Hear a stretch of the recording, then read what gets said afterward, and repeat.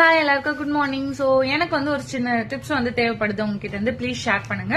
என்னன்னு பாத்தீங்கன்னா, நான் காலேஜ் படிக்கும்போது எங்க அம்மா பஸ்ஸுக்கெல்லாம் வந்து அமௌண்ட் கொடுப்பாங்க பஸ் டிக்கெட் எடுக்க. நான் என்ன பண்ணுவேன்னா, ஒரு 6-7 ஸ்டாப் வந்து நடந்தே வந்து அந்த அமௌண்ட்டை மிச்சம் பண்ணிட்டு எனக்கு பிடிச்சதோ இல்ல நான் சேவிங்ஸ் பண்றது, நான் ஏதாவது வாங்கணும்னு நினைக்கிறதோ நான் வந்து அதை சேர்த்து வச்சு வாங்கிப்பேன். அந்த காசை வந்து அந்த ஒரு ½ hour நடந்து வந்தாலும் பரவாயில்லன்னு அந்த காசை வந்து நான் சேவிங்ஸ் பண்ணிட்டு இருந்தேன்.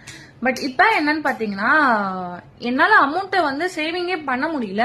லைக் என்கிட்ட வந்து அக்கௌண்ட்ல காசு இருந்தாலும் சரி, சம்திங் என்னால அந்த அமௌண்ட் எடுக்க முடியும் அப்படின்னு ஒரு அமௌண்ட் இருக்கு அப்படின்னா நான் செலவு பண்ணிடுறேன். என்னால அந்த செலவை வந்து கண்ட்ரோலே பண்ண முடியல. அந்த விஷயம் எனக்கு தேவையோ தேவையில்லையோ, ஓகே இந்த காசு இருக்கு நம்ம இப்ப இதை வாங்கிடலாம்னு சொல்லிட்டு நான் செலவு பண்ணிடுறேன். சோ அதை வந்து எப்படி கண்ட்ரோல் பண்றதுன்னு தெரியல. உங்களுக்கு நீங்க எப்படி அமௌண்ட் சேவ் பண்றீங்கன்னு ஏதாவது டிப்ஸ் தெரிஞ்சு எனக்கு சொல்லுங்க. அது எனக்கும் ஹெல்ப்ஃபுல்லா இருக்கும். இந்த மாதிரி நிறைய பேர் இருப்பாங்க, அவங்களும் வந்து கமெண்ட் பார்த்து தெரிஞ்சுப்பாங்க. ப்ளீஸ் கமெண்ட் பண்ணுங்க எப்படி வந்து மணி சேவ் பண்ணணும்.